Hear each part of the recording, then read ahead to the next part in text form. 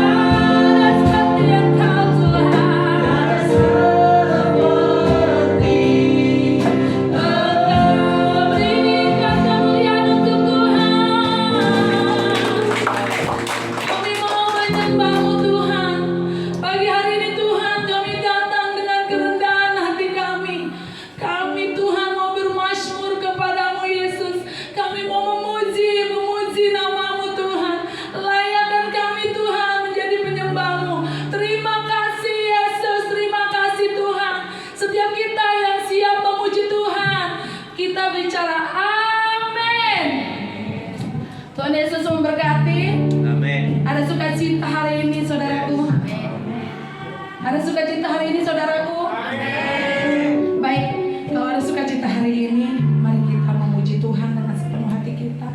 Kita datang dengan kerendahan hati kita. Kita bawa ucapan syukur kita melalui pujian-pujian kita. Terima kasih Yesus.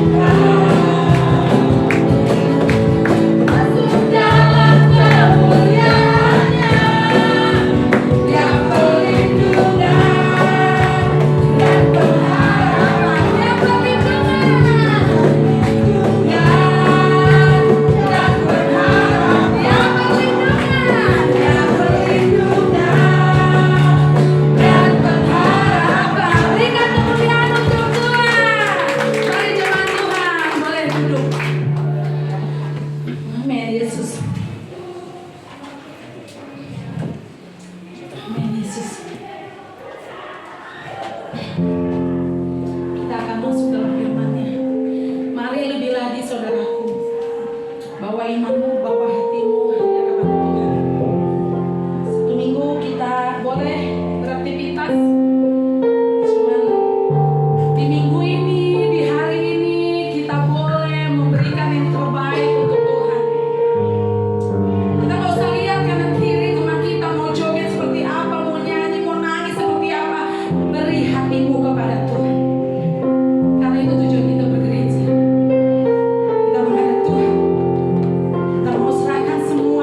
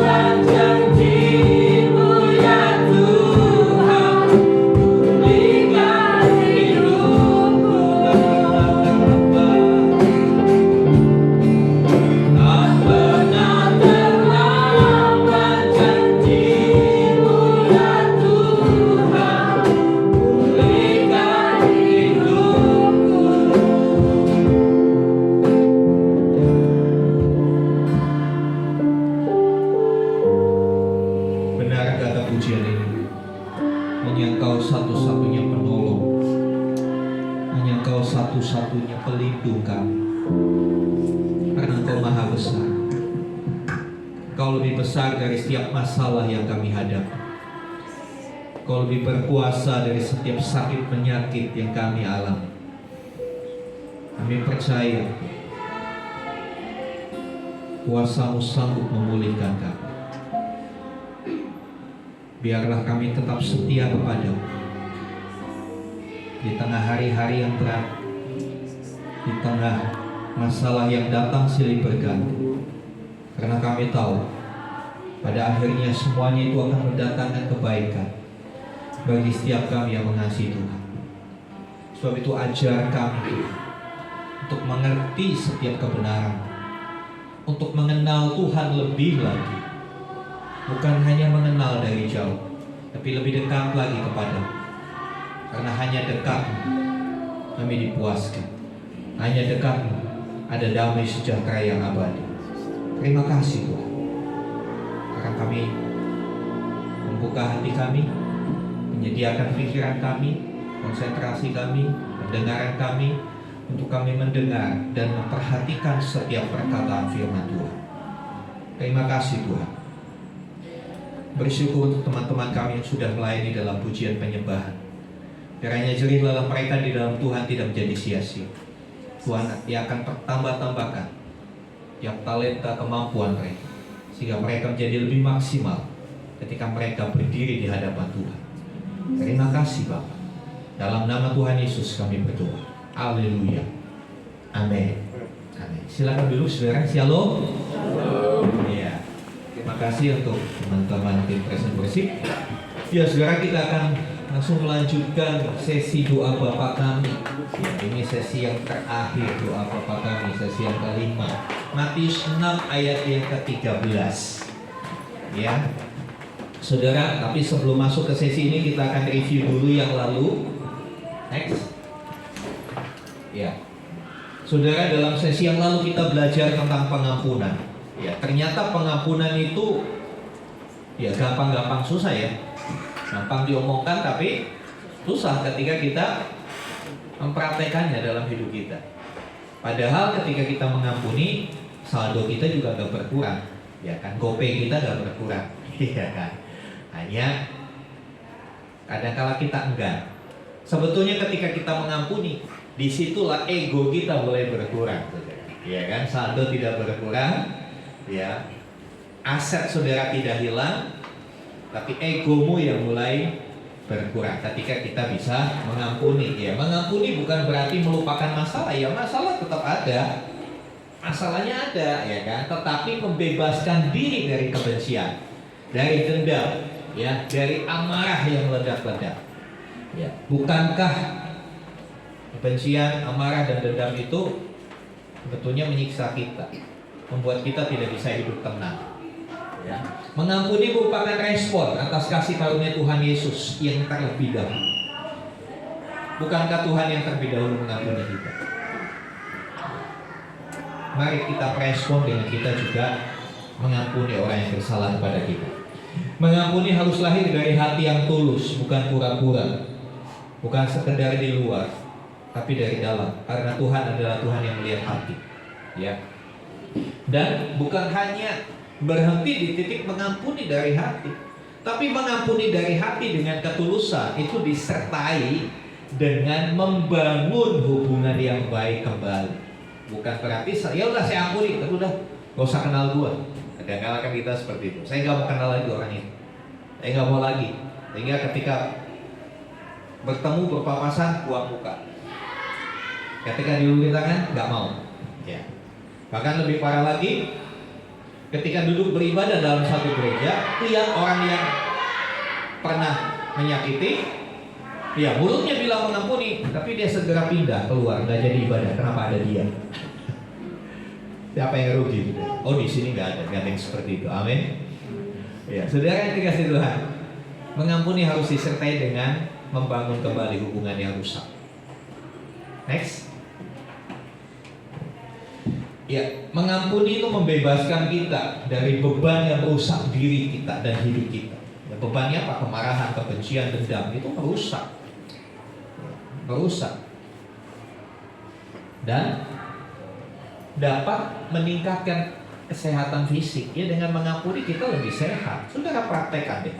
Kalau saudara masih simpan kemarahanmu kepada seseorang, akan lebih sering pusing, akan lebih sering migrain. Kalau ketemu orang tiba-tiba sakit kepala, kemana-mana bawa panadol. Ini saudara yang dikasih. Tapi coba lepaskan pengampunan, saudara akan mengalami hidup yang lebih rileks, lebih santai. Ini gue yang aja. Oke, ketemu ya udah ketemu biasa, no problem gitu. Ya, benar-benar pulih, dan itu akan mempengaruhi kesehatan kita. Ya, tidak akan ada lagi gangguan detak jantung, hipertensi dan lain sebagainya. Saudara dikasih Tuhan, Tuhan memerintahkan kita untuk mengampuni sesama. Ya, sampai kapanpun. Ingat, 70 kali 7 kali itu bukan berarti dihitung. Gak ada gunanya itu kesalahan orang, karena kesalahan kita lebih tidak terhitung di hadapan Tuhan. Ya kan? Mengampuni sampai kapanpun. Ya. Karena apa? Tuhan pun mengampuni kita sampai kapanpun. Supaya kita diampuni Tuhan, kita harus mengampuni. Itu hukum pengampunan. Next, kita akan belajar hal yang baru hari ini. Ya, Matius 6 ayat 13 kita baca. Ya. 2, 3. Dan janganlah membawa kami ke dalam pencobaan, tetapi lepaskanlah kami daripada yang jahat. Karena Engkaulah yang mempunyai kerajaan dan kuasa dan kemuliaan sampai selama-lamanya. Amin. Ya, bagian ini saya beri judul mohon perlindungan Tuhan. Ya, saudara, ketika saya merenungkan Matius 6 ayat 13, kadang-kala saya suka ketawa sendiri, saya senyum-senyum sendiri. Cuma senyum-senyum sendirinya di dalam kamar dari pinggir jalan. Ya, jangan membawa kami ke dalam pencobaan. Kadang-kala kita minta supaya Tuhan tidak bawa kita ke pencobaan, tetapi masalahnya kita yang datang ke pencobaan.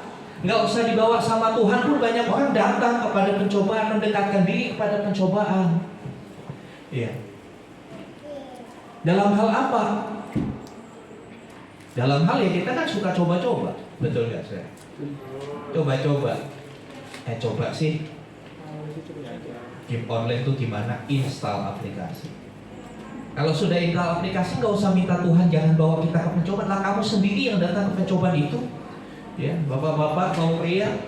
Ya, kalau malam minggu sepi, mungkin istri pulang ke kampung, kadang-kadang mendatangi tempat-tempat pencobaan. Jalan-jalan ke warung remah-remah di Kalimalang. Alasannya Pak ingin tahu. Gak usah tahu hal-hal yang buruk seperti itu, sudah. Ya. Anak-anak muda, banyak kali anak-anak muda terjebak dengan keingintahuan. Keingintahuan yang sebetulnya konyol. Seperti apa sih bentuknya diskotik? Sehingga datang ke situ. Kayak apa? Mau tahu? Hal-hal yang seperti itu nggak usah dicoba-coba, saudara. Ya. Mohon maaf, sama seperti mohon maaf ya. Mohon maaf kalau ada tai ayam, saudara mau coba nggak? Coba-coba tai ayam dijilat gitu. Enggak kan? Ya itu sesuatu yang kotor seperti diskotik, judi online, pornografi, jangan dicoba-coba. Bayangkan itu seperti tai ayam. Kalau saudara lihat tai ayam mau colek gini, atau tai kucing, iya. Karena katanya ada pepatah kan, kalau cinta sudah melekat tai kucing rasa coklat. Saya curiga orang yang bikin pepatah ini pernah ngicipin tai kucing. Saya sih nggak pernah, jadi nggak tahu rasanya pakai coklat atau kayak apa gitu kan. Saya tidak menyarankan saudara mencicipi barang itu. Jadi saudara dikasih Tuhan. Iya. Pencobaan. Apa sih pencobaan? Kita akan belajar. Pencobaan itu apa? Ya kadang-kala kita rancu ya. Kita dibingungkan dengan pencobaan dengan ujian. Seperti apa sih Tuhan mencobai enggak? Ya. Kok jangan bawa kami ke dalam pencobaan? Apa ini? Kita mau belajar pelan-pelan saja, saudara. Karena bagian ini memang banyak disalahartikan, banyak dibuat bingung ya kalau kita nggak ngerti. Next. Ya pencobaan itu berasal dari bahasa Yunani-nya, artinya peiraso, artinya godaan, rayuan, bujukan, tapi dalam arti yang negatif. Kalau bujukan untuk datang ke gereja itu bukan pencobaan, ya kan? Bujukan untuk hidup benar itu bukan godaan. Tapi godaan, bujukan, rayuan dalam kategori pencobaan ini sesuatu yang arahnya ke hal yang negatif, hal yang merusak, hal yang mengubah perilaku yang baik menjadi tidak baik. Nah, saudara yang dikasih Tuhan, Alkitab mengatakan pencobaan itu tujuannya untuk menjatuhkan. Jadi yang mencobai kita itu iblis. Iblis mencobai kita. Perhatikan Tuhan Yesus waktu dia memulai pelayanan, ketika dia berpuasa 40 hari waktu malam, dia masuk dalam pencobaan. Kisah pencobaan di padang gurun Matius 4. Iblis mencobai Tuhan Yesus. Tujuannya apa? Tujuannya apa? Ya supaya Tuhan Yesus gagal dalam menjalankan misi yang besar untuk menyelamatkan umat manusia. Nggak kebayangkan ketika dicobai iblis, lalu Tuhan Yesus bilang waktu dia dibawa naik ke atas gunung, ya kan, melihatkan kerajaan dunia, semua ini akan kuberikan kepadamu, kata iblis kan, asal kamu mau sujud menyembahku. Kira-kira kalau Tuhan Yesus ngikutin iblis, jadinya kayak apa? Saudara dan saya nggak selamat. Misi penyelamatan gagal. Jadi iblis itu berusaha memberikan godaan, rayuan, bujukan supaya kita mengalami kegagalan, kita kehilangan keselamatan. Lalu ada orang bertanya kepada saya, Pak, kok Tuhan dicobai? Di dalam Yakobus 1 ayat 13 dikatakan Allah tidak dicobai dan tidak mencobai. Lalu gimana kok Tuhan Yesus dicobai? Saudara, kita harus melihat bahwa ketika Tuhan Yesus menjadi manusia turun ke dunia, dia benar-benar manusia seperti saudara dan saya. Dia Allah yang menjadi manusia. Dia tidak pakai kealahannya itu. Kondisinya sebagai manusia itulah yang dicobai. Keberadaannya sebagai manusia, human being-nya itu yang dicobai. Supaya menunjukkan bahwa ini loh, manusia itu bisa menang terhadap pencobaan. Jadi yang Yesus lakukan, dicobai di padang gurun, merupakan satu percontohan bahwa kita sebagai manusia yang sama seperti Yesus, dari darah dan daging ini bisa menang terhadap pencobaan. Katakan amin. Bilang sama saudara, kita bisa menang terhadap pencobaan. Jangan bawa dirimu masuk dalam pencobaan. Tapi ketika pencobaan datang, kita bisa menang. Itu bedanya. Beda ya. Kalau kita datang minta dicobai sama pencobaan datang sendiri itu beda. Kalau kita yang mendatangi pencobaan itu inisiatifnya dari kita, yaitu tadi mau coba-coba. Ya, seperti apa sih selingkuh? Kok banyak orang, banyak artis pada selingkuh? Seperti apa sih mau coba-coba selingkuh, enak nggak ya? Itu saya suka kasih gambaran, yaitu seperti saudara lihat ayam, saudara mau colek, kan itu namanya BODO kan? Ya, saudara yang dikasih Tuhan bilang sama saudara, saya tidak sebodoh itu. Ya, saudara yang dikasih Tuhan, ya. Pencobaan itu tujuannya untuk menjatuhkan, menggagalkan rencana Allah dalam hidup kita, ya, dan memperburuk keadaan kita sebagai manusia. Ya. Sumber pencobaan jelas dari si iblis. Kita baca Yakobus 1 13-15. Yakobus 1. Tolong saudara Satria bisa bantu bacakan Yakobus 1. Yakobus 1 ayat 13-15. Apabila seorang dicobai, janganlah ia berkata, pencobaan ini datang dari Allah. Sebab Allah tidak dapat dicobai oleh yang jahat, dan ia sendiri tidak mencobai siapapun. Tetapi tiap-tiap orang dicobai oleh keinginannya sendiri, karena ia diseret dan dipikat olehnya. Dan apabila keinginan itu telah dibuahi, ia melahirkan dosa, dan apabila dosa itu sudah matang, ia melahirkan maut.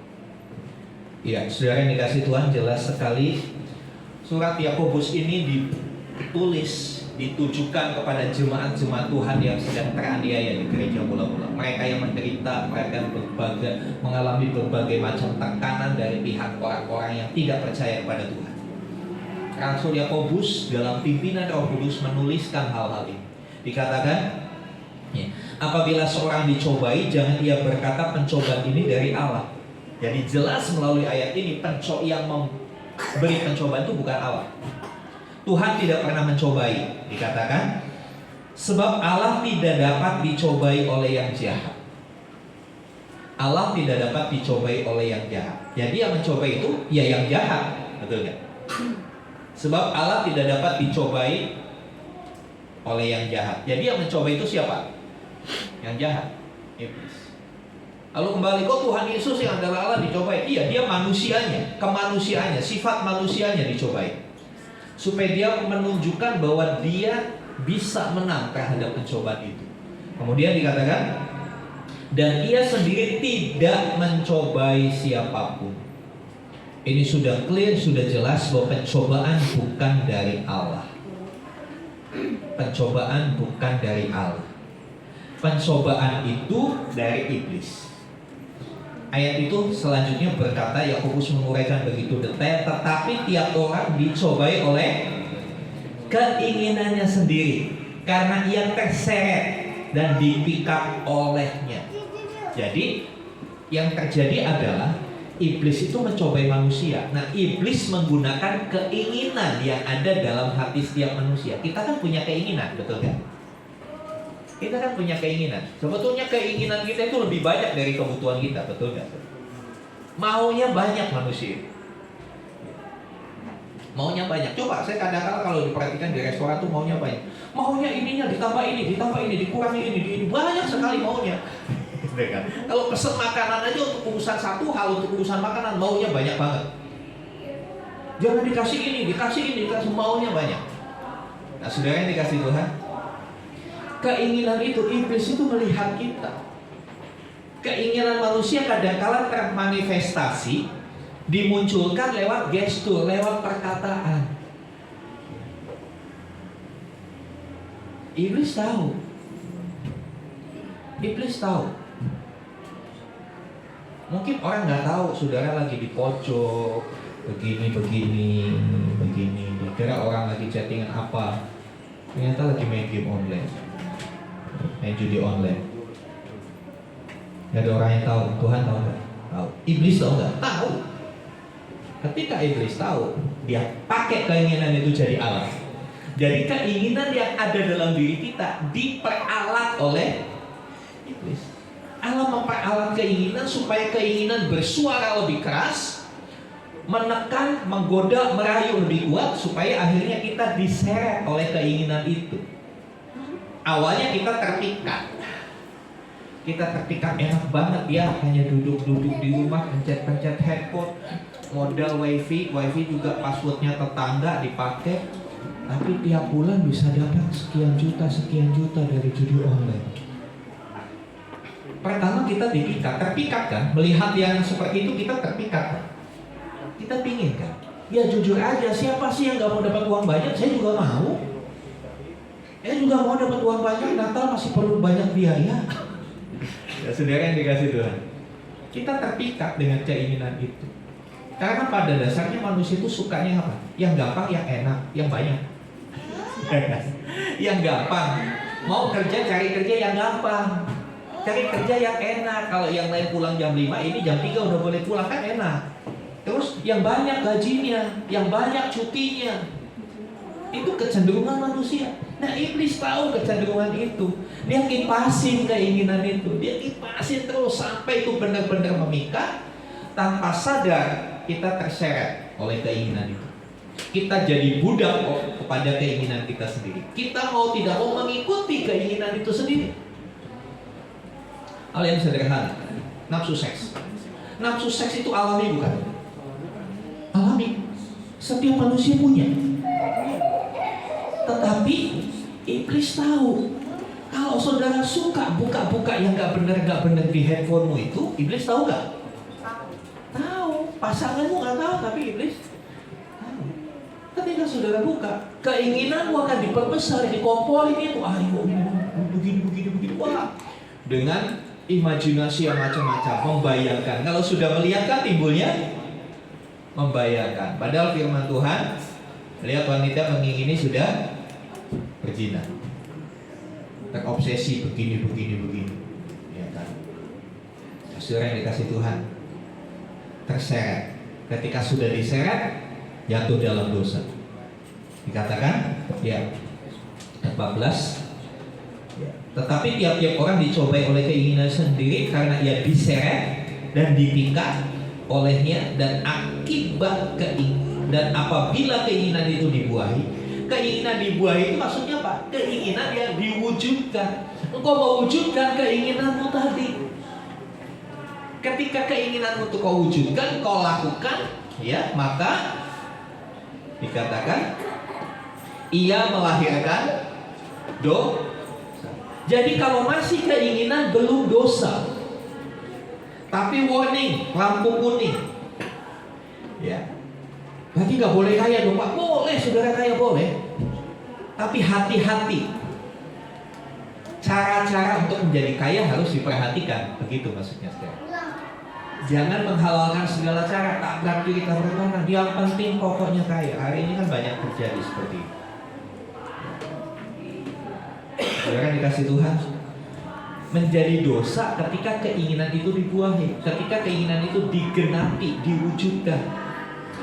Nah kalau sudah dosa, dosa itu kalau sudah matang, kalau sudah waktunya menghasilkan maut.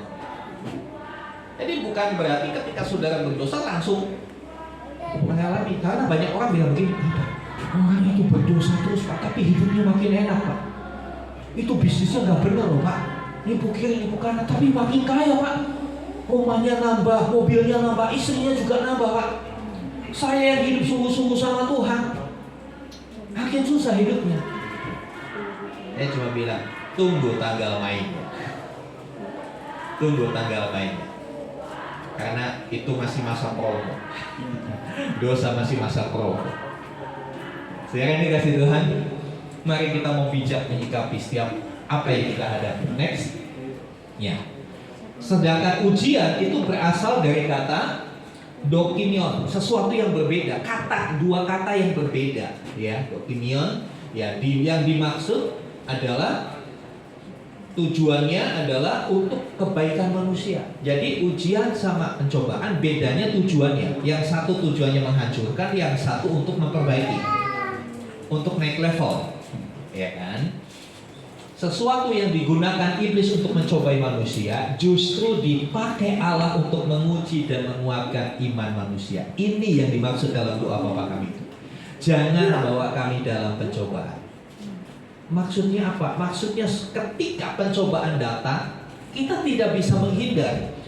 Kita tidak bisa milih hidup tanpa pencobaan. Karena hidup itu penuh pencobaan. Hidup itu banyak pencobaan. Kalau banyak cucian laundry namanya, bukan hidup. Banyak makanan catering, hidup banyak pencobaan. Kita tidak bisa hidup tanpa bersentuhan, berhadapan dengan pencobaan.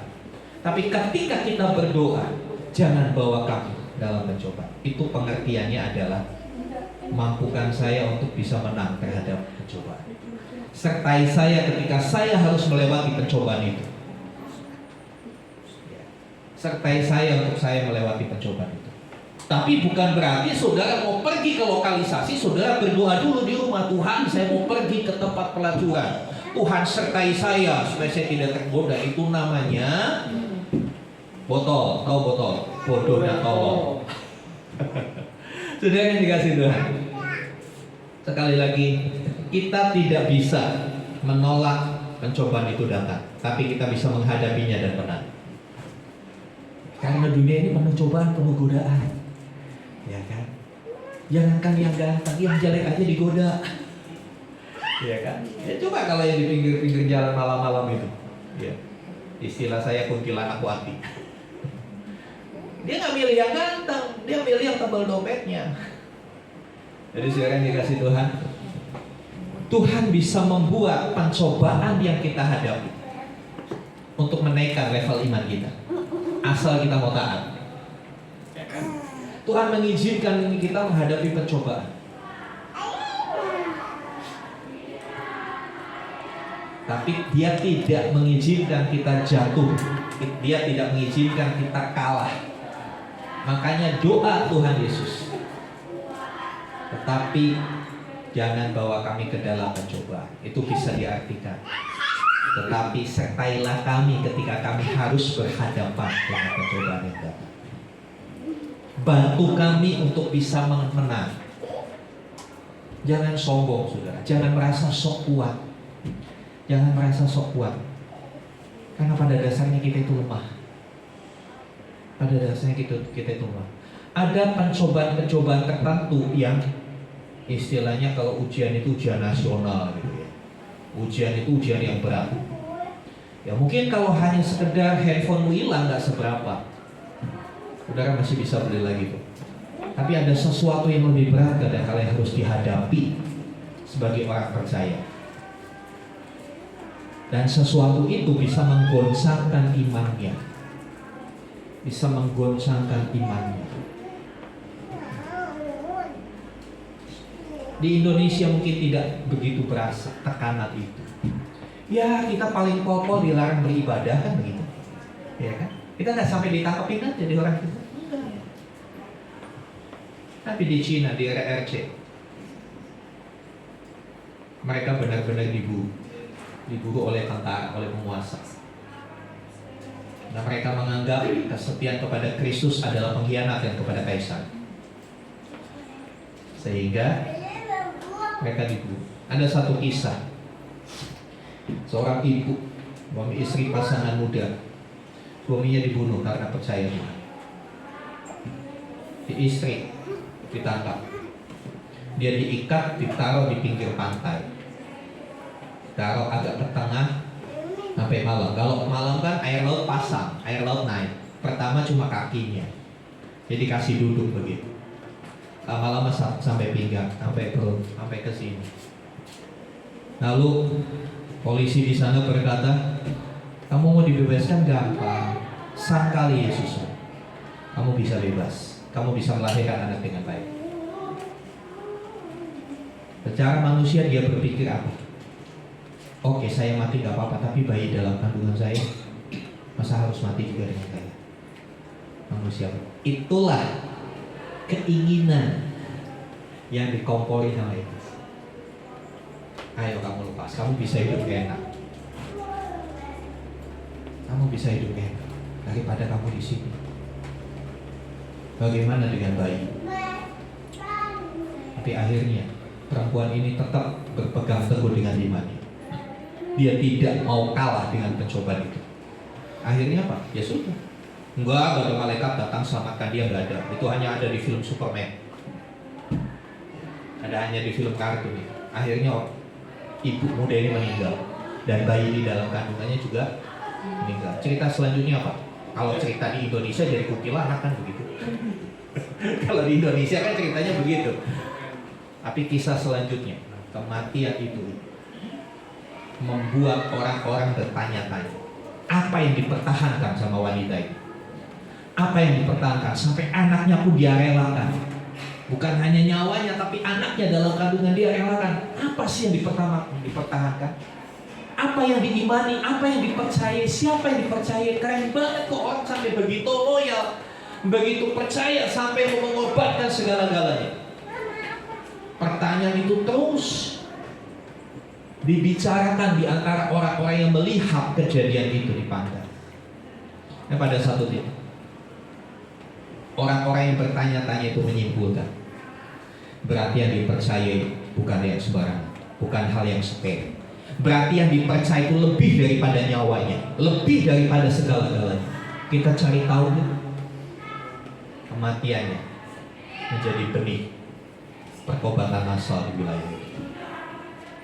Ini yang Tuhan Yesus sampaikan.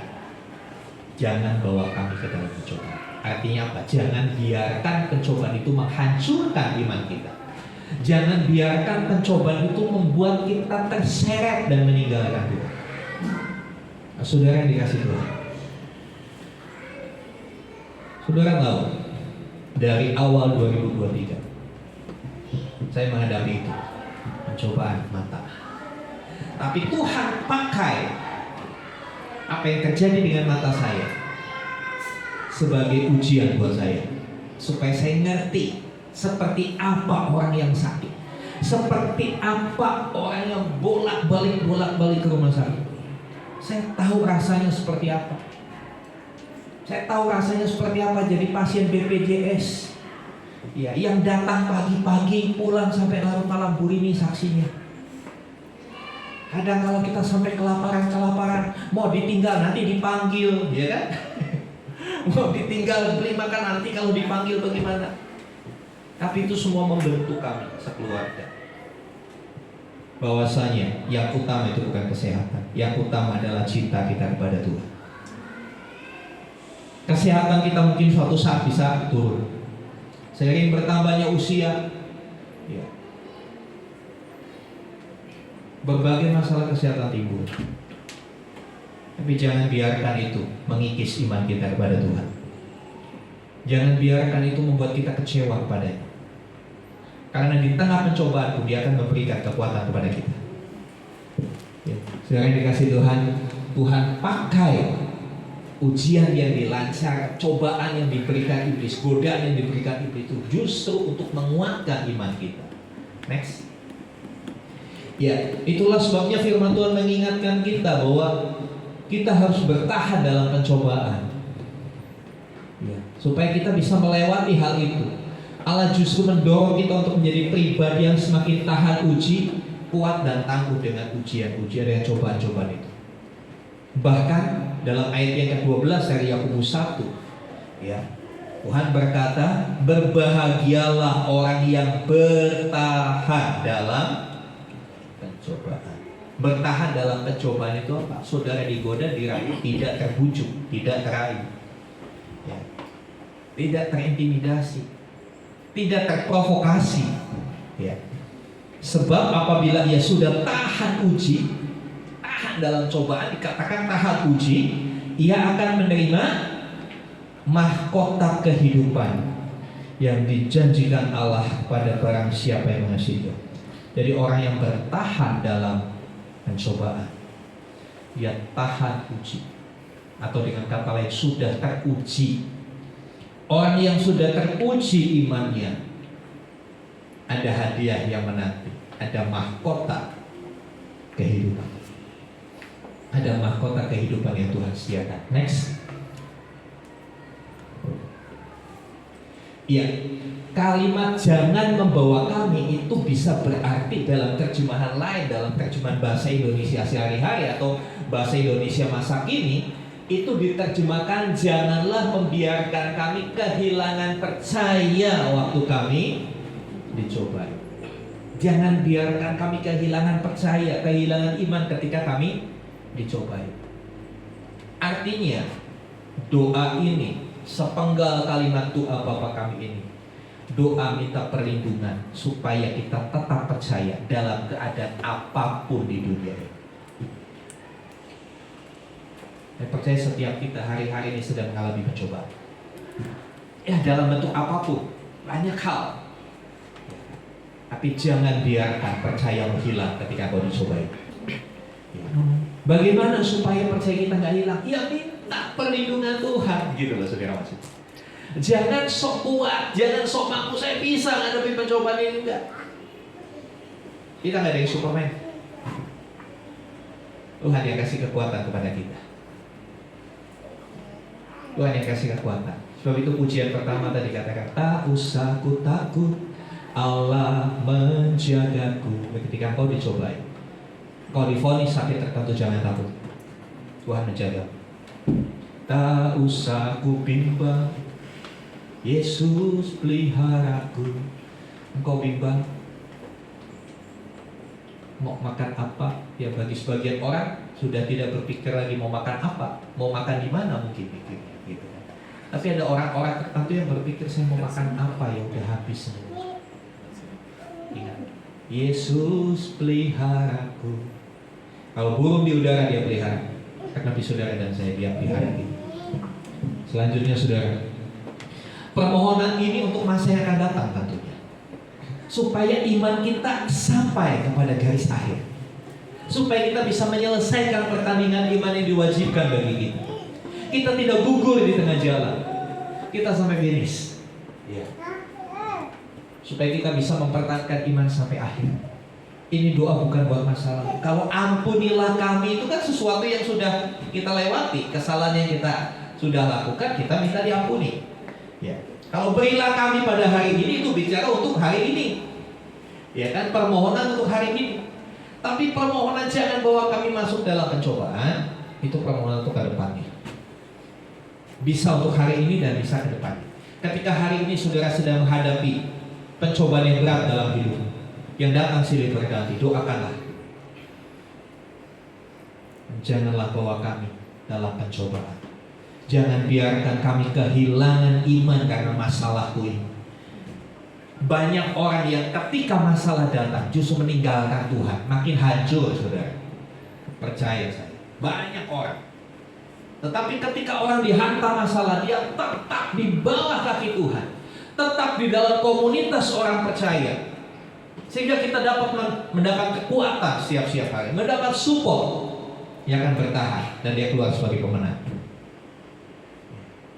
Tapi banyak orang yang ketika datang masalah meninggalkan Tuhan. Dia merasa mampu menyelesaikan dirinya, menyelesaikan masalahnya tanpa Tuhan. Akibatnya makin terpuruk, makin terpuruk. Sebab itu saudara, kita perlu perlindungan Tuhan. Jangan pernah keluar dari tempat perlindungan yang aman. Ketika ada badai, saudara harus berteduh.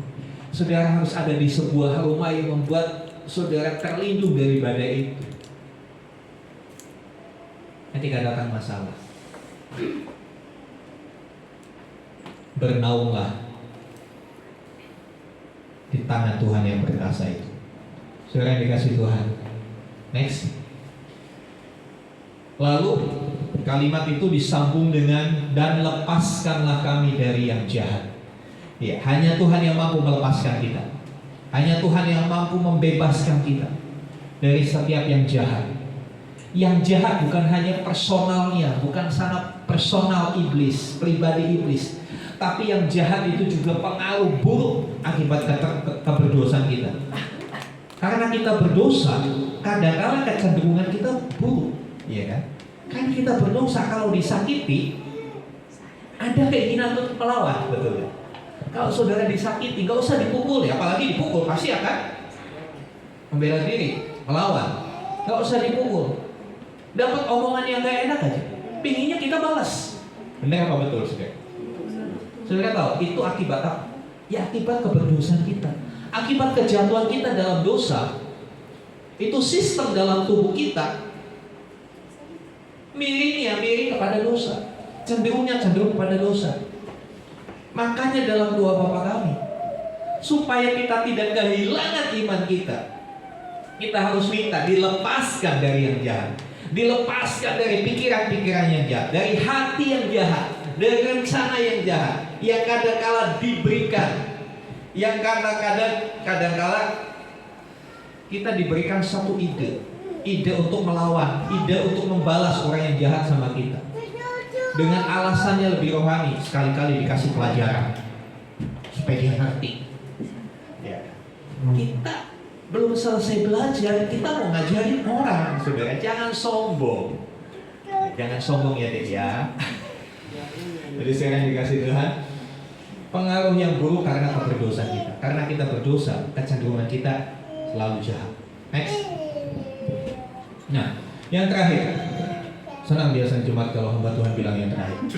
Udah mau kelar. Ya, sekarang dikasih Tuhan. Ada kalimat karena Engkaulah yang mempunyai kerajaan, kuasa dan kemuliaan sampai selama-lamanya. Tolong dicek Alkitab saudara, dalam kalimat ini ada tanda kurung enggak? Betul, ada. Ya, ada tanda kurung. Saudara mungkin bertanya, hanya ada di bagian ini tanda kurung ini. Itu sebetulnya apa? Mari saya jelaskan. Saudara, bagian Alkitab ini ditambahkan oleh gereja mula-mula, bukan GBT, gereja mula-mula. Gereja mula-mula nggak ada sinodenya, nggak ada GBT, GB, GPD, IG, apalagi nggak ada. Gereja mula-mula. Para pemimpin gereja mula-mula merasa perlu menambahkan teks aslinya yang sebetulnya nggak ada. Teks asli Matius dalam transkrip, dalam dokumen-dokumen peninggalannya itu nggak ada kalimatnya, tapi gereja-gereja menambahkan. Loh bahkan Alkitab nggak boleh ditambahkan. Tunggu sebentar, bukan itu maksudnya, saudara. Ya, sebagai tambahkan, sebagai penutup doa, sebagai kesimpulan bahwa Bapa yang kepadanya kita berdoa itu memiliki eksistensi yang tertulis di kalimat ini.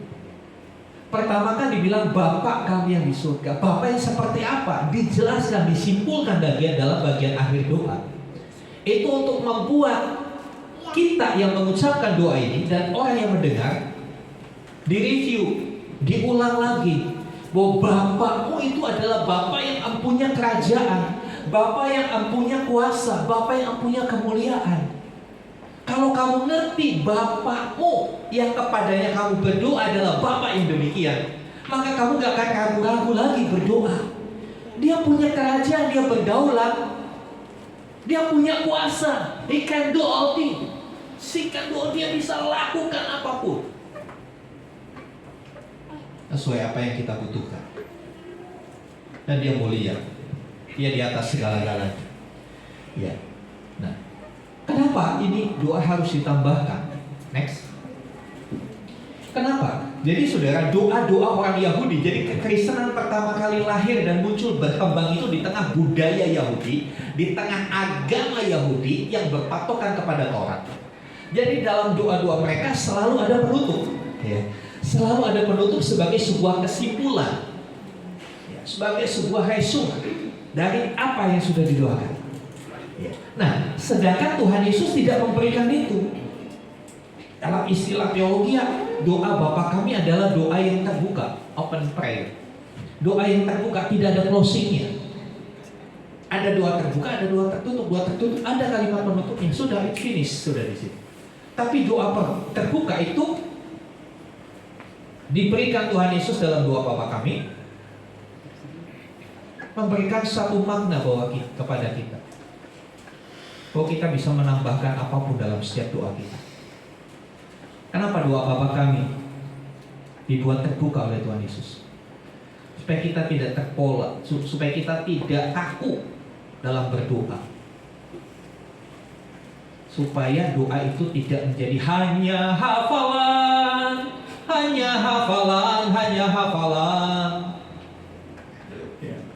Doa tidak hanya bukan hafalan, tapi kita bisa menyampaikan apapun, mengekspresikan kerinduan kita, mengekspresikan keinginan kita, permohonan kita kepada Tuhan. Doa belum ditutup oleh gereja, Tuhan ditutup untuk menyimpulkan seperti apa Bapa yang kepadanya kita berdoa. Ya, Tuhan Yesus memberi kebebasan untuk kita menambahkan apa yang mau kita doakan. Apa yang mau kita doakan. Ya, dia mau kita bebas, tidak kaku, tidak terikat harus begini, harus begitu.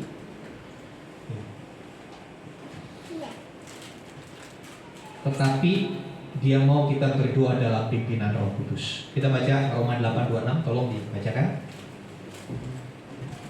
Roma 8:26.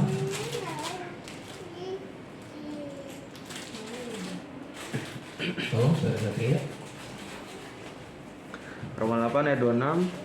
Demikian juga Roh membantu kita dalam kelemahan kita, sebab kita tidak tahu bagaimana sebenarnya harus berdoa. Tetapi Roh sendiri berdoa untuk kita kepada Allah dengan keluhan-keluhan yang tidak terucapkan. Ya, kadangkala ketika datang pencobaan kita nggak bisa berdoa, mau ngomong apa bingung, lidah kita keluh. Kita nggak tahu harus berdoa seperti apa. Nah, Roh Kudus membantu kita berdoa, menyampaikan, mencoba mengangkat, mencoba menerjemahkan keluhan-keluhan yang tidak terucapkan. Pernah nggak saudara? Karena beratnya beban hidupku, engkau sudah nggak bisa ngeluh lagi. Cuma air mata ada yang keluar. Pernah nggak saudara mengalami masalah begitu? Masa-masa seperti itu. Mau berdoa apa? Bingung apa yang mau didoakan. Nah, di situ Roh Kudus bekerja membantu kita untuk menyusun kata-kata doa, membantu kita mengarahkan untuk apa yang kita minta, apa yang kita doakan. Doa yang seperti ini itu adalah doa di dalam Roh Kudus, doa bersama-sama dengan Roh Kudus. Dia membantu kita menyampaikan. Mungkin kau hanya terisak menangis, kau tidak berhenti menangis, tapi Roh Kudus menerjemahkan tetesan air matamu menjadi sebuah doa di hadapan Bapa di surga.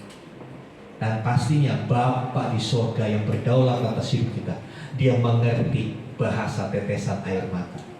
Amin. Mari kita akan next. Terus bagian terakhir terus. Iya. Di akhir kata doa selalu bilang amin. Ya, saya agak hati-hati menyebutnya waktu masa kampanye Pilpres. Takutnya saya dianggap pendukung salah satu pasangan. Ya. Tapi sekarang kan udah gak Pilpres kan, udah gak ada amin lagi, ya kan? Amin itu artinya pasti atau tentu. Yes dengan satu penekanan. Ya. Amin itu juga sebuah gelar Yesus dalam Wahyu 3:14. Dia menggelari dirinya sebagai amin. Coba baca Wahyu 3:14. Ini seperti pengetahuan Alkitab aja sudah paham. Amin itu apa? Ya, kadang-kadang kita udah terbiasa amin, amin, amin gitu kan. Kita harus tahu artinya amin itu apa. Ya, Wahyu 3:14 tolong Saudara Satria. Dan tuliskanlah kepada malaikat jemaat di Laodikia, inilah firman dari Amin, saksi yang setia dan benar, permulaan dari ciptaan Allah. Iya, inilah firman dari Amin. Amin itu bukan nama orang. Ya. Bukan Amin tukang cilok atau Amin tukang bakwan ya. Amin itu kata dalam bahasa Yunani, dalam bahasa Inggris ya, amen ya kan. Dalam bahasa Arab kalau dikasihkan amin, a-nya 2, i-nya 2, amin dalam bahasa Arab. Dalam bahasa Ibrani amin dalam bahasa Indonesia. Itu salah satu gelar Tuhan Yesus yang berarti saksi yang benar dan setia. Ya. Dan sebagai penutup doa, amin itu berarti Allah pasti mendengarkan doa ini. Jadi jangan pernah ngomong sesuatu yang kita nggak ngerti artinya. Berapa banyak kita bilang amin, ya kan? Ya, berapa banyak di medsos kita ngetik amin, ya kan? Tapi hari ini saudara harus tahu artinya amin itu apa, supaya kita nggak salah dan bisa memaknai perkataan amin dengan satu keyakinan. Ini adalah satu bentuk keyakinan bahwa Tuhan mendengarkan doa kita. Baik, mari sama-sama kita bangkit berdiri sebelum masuk perjamuan kudus. Next, sebelumnya. Ya, mari kita berdoa sebelumnya lagi. Ya, kita sama-sama berdiri, kita akan berdoa Bapa kami. Dan berharap ketika saudara mengucapkan kata demi kata, ucapkan dengan satu pemahaman. Ini dahsyat banget kalau kita bisa paham akan doa Bapa kami ini. Haleluya. Tolong nanti Hafiz begitu selesai klik ya, jangan telat ya. Mari kita doakan bersama-sama. 2, 3. Bapa kami yang di surga, dikuduskanlah namamu, datanglah kerajaanmu, jadilah kehendak-mu di bumi seperti di surga. Berikanlah kami pada hari ini makanan kami yang secukupnya, dan ampunilah kami akan kesalahan kami, seperti kami juga mengampuni orang yang bersalah kepada kami. Dan janganlah membawa kami ke dalam pencobaan, tetapi lepaskanlah kami dari yang jahat. Karena Engkaulah yang mempunyai kerajaan dan kuasa dan kemuliaan sampai selama-lamanya. Amin. Saya undang tim Presiden Worship. Kita siapkan hati untuk masuk dalam perjamuan kudus. Yesus adalah Sang Amin, saksi yang benar dan setia. Di dalamnya ada kebenaran, di dalamnya ada kesetiaan. Kasih setianya kekal selamanya. Haleluya.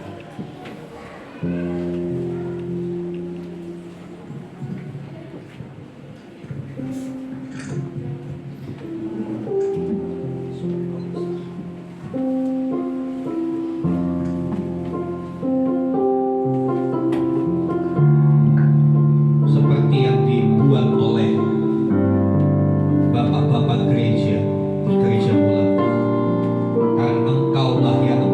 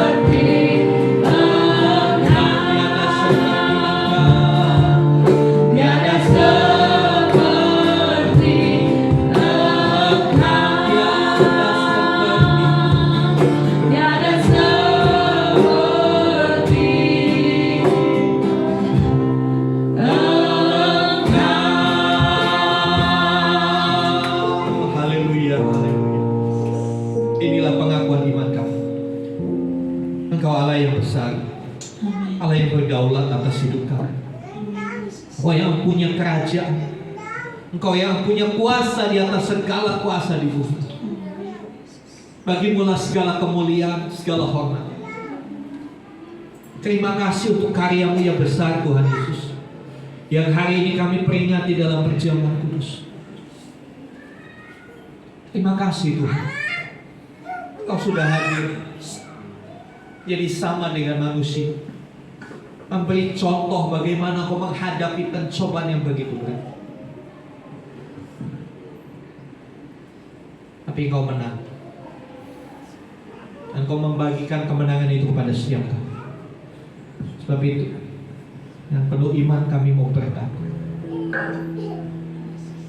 janganlah membawa kami ke dalam pencobaan, tetapi lepaskanlah kami dari yang jahat. Terima kasih Tuhan, perlindungan-Mu sempurna. Saya undang Bapak Agustinus melayani perjamuan kudus. Mari siapkan hatimu saudara.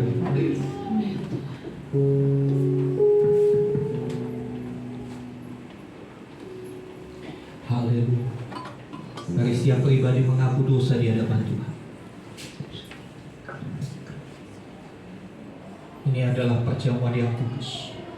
Kudus karena Allah hadir, karena Tuhan hadir di tengah kita. Di dalam roti dan anggur yang sebentar kita akan terima, Tuhan menyatakan diri sebagai pribadi yang mau berkorban bagi saudara dan saya. Kematian yang melepaskan kita dari dosa, kematian yang menolong kita mengatasi setiap kelemahan akibat dosa, kematiannya menguatkan kita ketika kita dicobai. Karena sesungguhnya pencobaan-pencobaan itu adalah pencobaan biasa yang tidak melebihi kekuatan. Dan pada saat engkau dicobai, Dia akan memberikan kekuatan, memberikan jalan keluar kepadamu, sehingga kamu dapat menanggung. Kristus yang sudah menang dari pencobaan, Dia akan hadir dalam hidupmu dan hidupku, memberikan kekuatan bagimu melewati setiap pencobaan yang ada. Terima kasih Tuhan. Di tengah kami ada roti dan anggur. Roti dan anggur ini buatan tangan manusia yang berdosa. Mari suci kuduskanlah roti dan anggur ini. Boleh layak digunakan untuk kami mengenang akan kematian, kebangkitan Kristus, karyamu yang agung Tuhan Yesus. Biar melalui tubuh dan darah Tuhan yang disimbolkan dengan roti dan anggur, kami senantiasa disadarkan bahwa kami tidak pernah sendiri ketika kami menghadapi persoalan. Kami tidak pernah sendiri, kami tidak pernah ditinggalkan. Tuhan selalu menyertai kami. Silakan saudara mengambil roti dan anggur. Tunaikan pujian itu, tak usah ku tahu. Allah menjaga manusia. Tak usah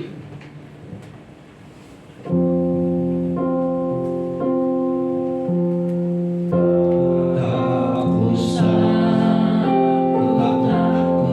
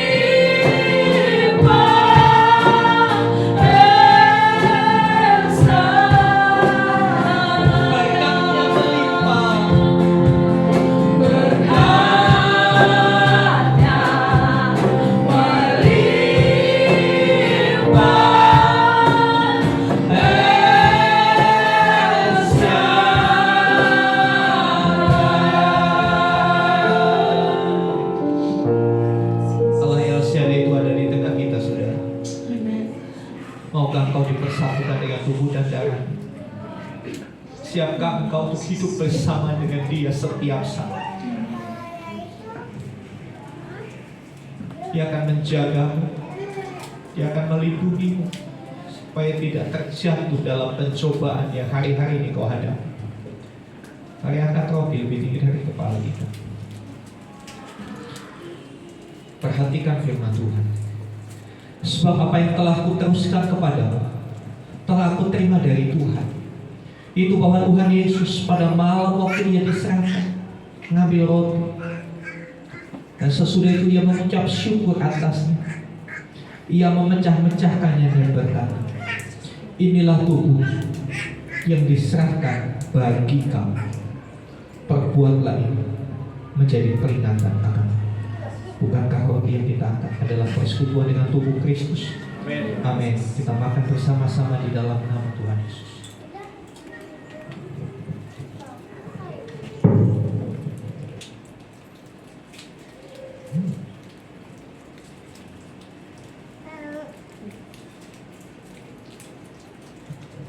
Haleluya, haleluya. Haleluya, haleluya. Mari bersyukur saudara untuk tubuhnya yang sudah dipecahkan, tubuhnya yang terkoyak setiap kali cambuk prajurit itu mengenai. Tubuhnya juga terluka karena tancapan paku di kaki di kanan. Dan ketika duri-duri itu menancap di kepala, ketika tombak merobek lambungnya, untuk apa dia lakukan? Untuk saya dan saudara. Kenapa dia harus alami itu? Karena dosamu dan dosaku, karena pemberontakanmu dan pemberontakanku, karena kebebalan kita dia harus disalib. Dia rela lakukan itu karena kasihnya begitu tulus buat kita. Adakah kita masih mau bermain-main dengan hidup ini? Adakah kita mau anggap remeh pengorbanannya di atas kayu salib? Mari kita angkat cawan lebih tinggi dari kepala dengan penuh hormat akan darah Kristus yang sudah tercurah buat kita. Demikian juga yang mengambil cawan sesudah makan dan berkata, cawan ini adalah perjanjian baru yang dimentaikan oleh darah. Dia membuat perjanjian baru dengan setiap saudara dan saya. Setiap nama tertulis di dalam perjanjian baru itu, dan perjanjian itu dimeteraikan. Apa bunyi perjanjian itu? Perjanjian itu berkata bahwa dosa-dosa dari orang yang namanya disebut ini sudah dihapuskan oleh darah Tuhan Yesus, dan dia menjadi ciptaan yang baru. Dia berhak atas kehidupan kekal. Demikianlah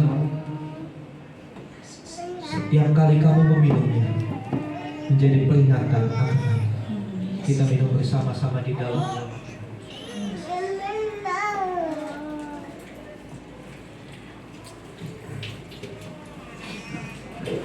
Haleluya. El Shaddai, El Shaddai, Allah Maha Kuasa, Dia besar, Dia besar, El Shaddai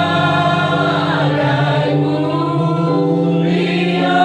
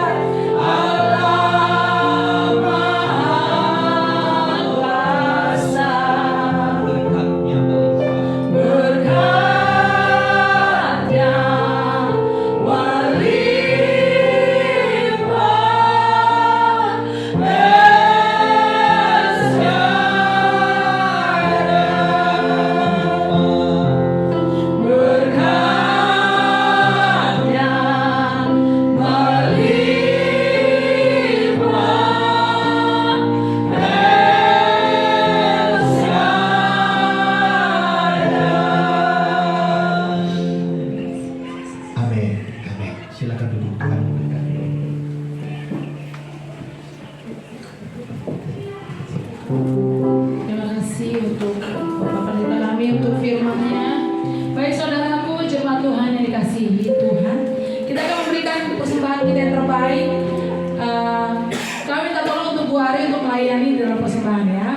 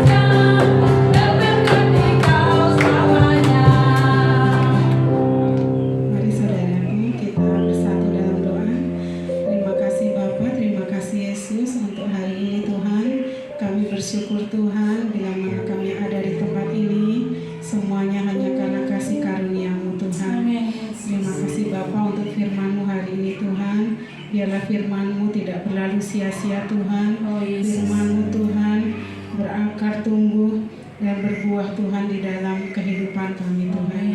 Bapa yang baik, bila kami telah mengembalikan sebagian daripada berkat-Mu Tuhan, biarlah Tuhan setiap tangan yang terulur Tuhan, dan semua jemaat-Mu yang ada di tempat ini Tuhan, senantiasa Engkau berikan perlindungan-Mu Tuhan. Engkau curahkan berkat-berkat-Mu atas semua jemaat di tempat ini.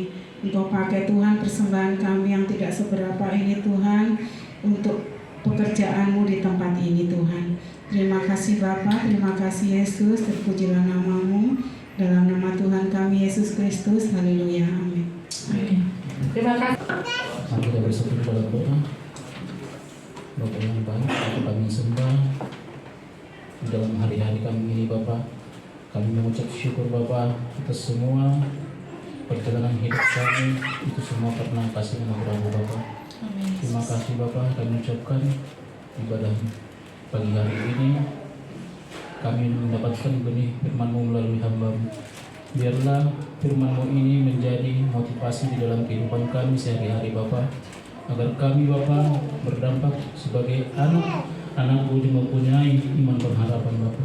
Bapa, begitu juga Bapa dengan Natal yang akan kami rayakan 15 Desember nanti Bapa. Kami semua jemaat PBT ini Bapa siap untuk mendukung semua dalam acara ini dan mencukupkan apa yang dibutuhkan oleh Natal nanti Bapa. Karena kami Bapa sudah terlebih dahulu menerima berkat daripada-Mu, dan berkat itu kami membuat untuk merayakan dan menyenangkan hati-Mu Bapa. Bapa yang baik, terima kasih untuk perjalanan Bapak Gembala kami yang di 5 hari kemarin. Engkau menuntun langkah-langkah Bapak dan Ibu. Biarlah ini Bapak semua atas kasih anugerah-Mu dengan putrinya yang sudah wisuda, Engkau curahkan lagi Bapak firman pengharapan Bapak. Terima kasih juga Bapak untuk saat ini semua anak-anak-Mu yang hadir di tempat ini Bapak, yang mempunyai kerinduan ingin lebih dekat lagi pada Bapak. Kami mau Bapak terlibat Bapak di dalam nama Tuhan Yesus. Engkau pakai kami lebih Bapak. Terima kasih Bapak untuk kesehatan yang Engkau berikan kepada kami dalam sepekan ini Bapak. Biarlah kesehatan yang Engkau berikan dapat kami jalani untuk memuji dan memuliakan nama-Mu. Begitu juga dengan saudara kami yang tidak dapat hadir di tempat ini, yang berhalangan sakit Engkau sehatkan Bapa, yang berhalangan dalam pekerjaan apapun yang dikerjakan tangannya Bapa, di dalam nama Tuhan Yesus Engkau berkati Bapa. Terima kasih Bapa untuk pemimpinan negara kami ini Bapa. Biarlah pemimpin negara kami yang baru ini Bapa dapat memimpin kami lagi untuk membawa ke dalam tangan pengasihan-Mu Bapa. Begitu juga dengan RT RW di tempat ini, tetangga kiri kanan yang selalu memberikan izin ibadah di tempat ini. Begitu juga dengan yang mempunyai tempat ini Bapa, kami berterima kasih masih menyediakan untuk tempat ini beribadah di sini. Rinduan kami juga Bapa, tidak perlu lagi Bapa untuk mempunyai tempat ibadah permanen Bapa. Kami serahkan ini ke dalam tangan pengasihan-Mu Bapa. Kami turut bekerja Bapa dan mendoakan selalu untuk-Mu Bapa. Begitu juga Bapa, nanti kami pulang dari tempat ini Bapa, agar kiranya kami tiba di rumah kami masing-masing dan membawa berkat daripada hamba-Mu dengan selamat kami. Terpuji termuliakan nama-Mu Bapa, kami rindu menerima berkat-Mu. Mari buka hati saudara, angkat tangan. Sekarang terimalah rahmat anugerah dari Bapa Sang El Shaddai di dalam kasih dan karya Tuhan Yesus bersama-sama dengan persekutuan Roh Kudus. Terimalah berkat-berkat jasmani, terlebih lagi berkat rohani. Jadilah berkat dimanapun Tuhan menempatkan saudara. Karena itu pergilah, jadikanlah semua bangsa muridmu. Baptislah mereka dalam nama Bapa, Anak dan Roh Kudus, dan ajarlah mereka melakukan segala sesuatu yang telah kuperintahkan kepadamu. Dan ketahuilah aku menyertai kamu senantiasa sampai kepada akhir zaman. Demikianlah Tuhan Yesus akan datang kembali, menjemput kita, membawa kita ke tempat yang telah Dia sediakan, supaya di mana Tuhan Yesus berada, di situ kita semua boleh berada. Dengan penuh iman kami terima berkat di dalam nama Tuhan Yesus Kristus. Haleluya, haleluya. Amin. Kiranya